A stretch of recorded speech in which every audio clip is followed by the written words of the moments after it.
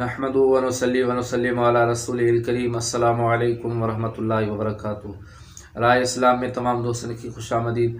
प्यारा दोस्तों, अॼु हिकु अहिड़ी मालूमात खणी तव्हांजी ख़िदमत में हाज़िर थियो आहियां जंहिंखां अक्सरियत नावाक़िफ़ हूंदी आहे। घणा माण्हू इन मसाइले खां नावाक़िफ़ आहिनि, उन्हनि खे का ॼाण नाहे हूंदी।